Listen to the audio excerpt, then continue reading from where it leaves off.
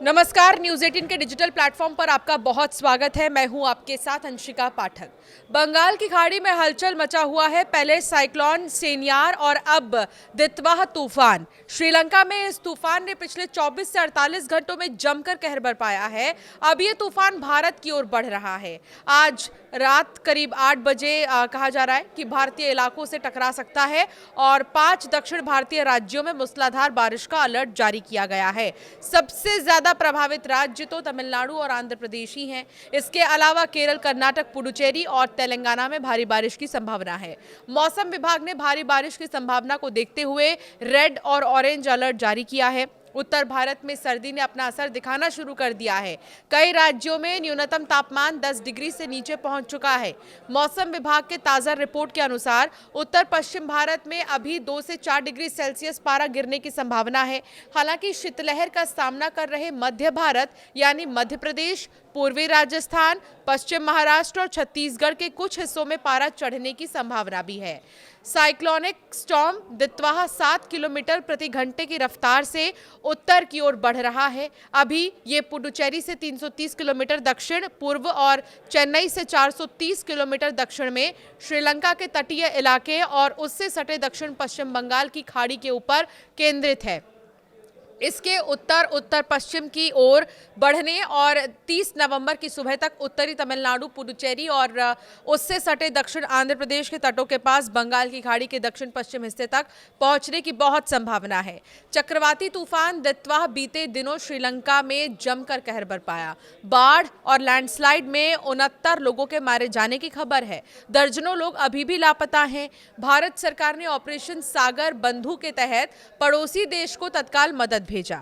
चक्रवाती तूफान दितवाह ने भारत का रुख किया है। शनिवार दोपहर तक ये साइक्लोन भारतीय इलाके में प्रवेश कर सकता है।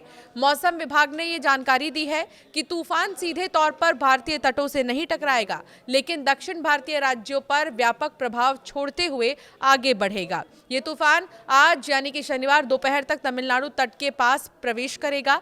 हालांकि उत्तरी दिशा में आगे बढ़ते समय ये तूफान काफी कमजोर पड़ जाएगा। इसके बावजूद ये तूफान का तमिलनाडु और केरल, आंध्र प्रदेश, कर्नाटक, पुडुचेरी में मूसलाधार बारिश हो सकती है। मौसम विभाग ने तमिलनाडु में रेड अलर्ट और कर्नाटक, केरल, आंध्र प्रदेश, तेलंगाना में ऑरेंज अलर्ट जारी किया है। मौसम विभाग ने अगले कुछ दिनों के लिए देश भर में न्यूनतम तापमान को लेकर ताजा पूर्वानुमान जारी किया। उत्तर पश्चिम भारत में अगले 48 घंटों तक तापमान में कोई बड़ा बदलाव नहीं होगा, लेकिन उसके बाद धीरे धीरे 2 से 4 डिग्री सेल्सियस तक गिरावट दर्ज की जा सकती है। मध्य भारत में अगले 48 घंटों तक तापमान में कोई खास बदलाव नहीं दिखेगा, पर उसके बाद 2 से 3 डिग्री तक बढ़ोतरी होने की संभावना है। पूर्वी भारत में अगले 4 दिनों तक तापमान स्थिर रहेगा, लेकिन उसके बाद 2 से 3 डिग्री तक गिरावट आएगी। महाराष्ट्र में आने वाले 3 दिनों तक न्यूनतम तापमान में 2 से 3 डिग्री की बढ़ोतरी होगी, जबकि गुजरात में 48 घंटे तक कोई बदलाव नहीं होने वाला है।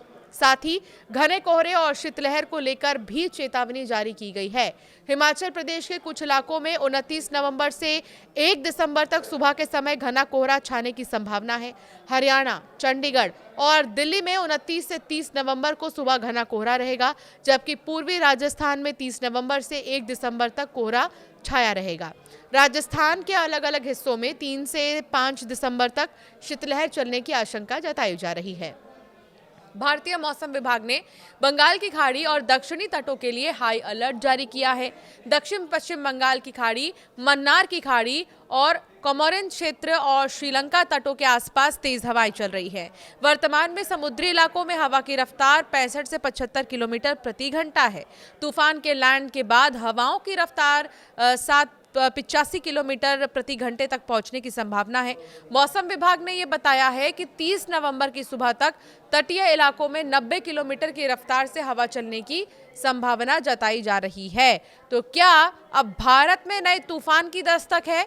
ये सवाल बरकरार है। हालांकि असर इसका दिखाई देगा दक्षिण राज्यों में ही। सबसे ज्यादा तमिलनाडु, आंध्र प्रदेश, तेलंगाना, केरल, कर्नाटक, ये वो दक्षिण के राज्य हैं जहां पर बहुत ज्यादा असर देखने को मिल सकता है साइक्लोन सेनियार के बाद अब दितवाह तूफान का। श्रीलंका में इस तूफान ने पिछले 24 से 48 घंटों में जमकर कहर बरपाया है और जैसे जैसे ये आगे बढ़ेगा दक्षिण के इलाकों में इसका असर बहुत ज्यादा देखने को मिलेगा। यहाँ पर बहुत ज्यादा बारिश होने वाली है, इसलिए अभी से जो भी आपके जरूरी काम है उसे निपटा लें, क्योंकि क्योंकि दोपहर के बाद से इसका असर धीरे धीरे दिखाई देना शुरू हो जाएगा। फिलहाल ये कहा नहीं जा सकता कि कितने दिन तक इसका असर दिखाई देने वाला है, लेकिन भारी बारिश होने वाली है। आपकी राय क्या है इस पर हमें ज़रूर कमेंट कर बताएं।